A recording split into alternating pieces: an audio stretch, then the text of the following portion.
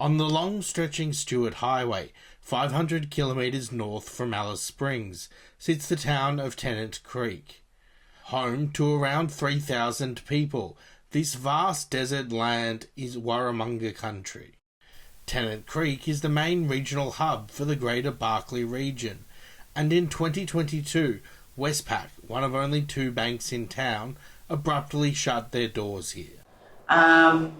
We just got a Westpac worker come in and saying they were closing, and that was it.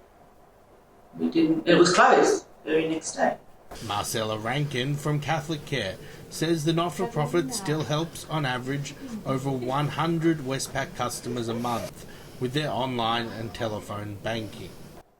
Due to the Westpac closure, the community was lost, confused, like where to get the Westpac money from, so we stepped in and provided the service. It's getting on the phone and using computers to get access to all the participants' funds through the Westpac.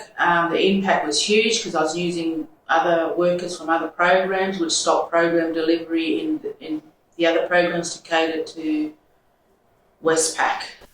Westpac's abrupt closure in 2022 was subject to a complaint to the Banking Code Compliance Committee, who found the bank had systemically breached their obligations to customers.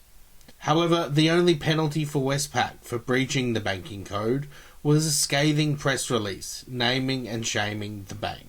Westpac told Choice that it had to shut its branch with no notice due to safety and security concerns, and in order to protect our people. These circumstances were specific to the Tennant Creek branch and included damage to our branch and ATM. Customers were notified via SMS and informed of alternative banking options. We recognize more could have been done to fully support our customers. We have reviewed and strengthened our branch closure protocols as a result. Advocates say for remote Aboriginal and Torres Strait Island communities, cash remains an important way of life, and online banking isn't always accessible or available. Because of regional and remote bank closures, we've got less access to banks.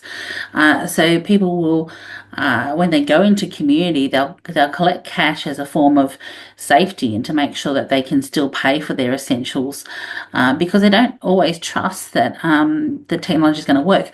Cooper says a lack of banking services can have a real impact on financial literacy and capability in community. When there is a lack of cash because there is no ATM, or the ATM is out of cash, or because there is no bank, it often leads to people having to revert back to communal money, where they're borrowing money from family, and it places additional pressure on the larger First Nations family and community, and it means that is not helpful to building financial independence and financial literacy. At the Catholic Care office on Thursday morning, a steady stream of people come in to get help to access their Westpac accounts. Well, for our mob here, because they lose their key cards a lot. Some of them don't forget their PIN numbers, and so to have cash for our First Nations is very important.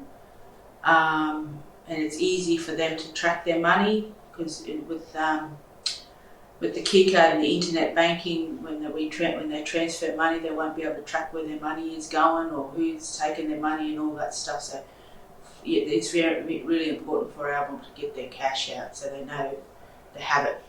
Since Westpac left, there is only one bank left in Tennant Creek, ANZ. ANZ told Choice it was committed to supporting the community with their banking needs, and have promised no further regional bank branch closures until 2027. Despite the immediate relief, there are concerns for what will happen after that date. I don't want ANZ to close, so I hope there's something up and above that won't allow ANZ to close, because then we're done then, we've got nothing. Jani Blakali in Tennant Creek for Choice.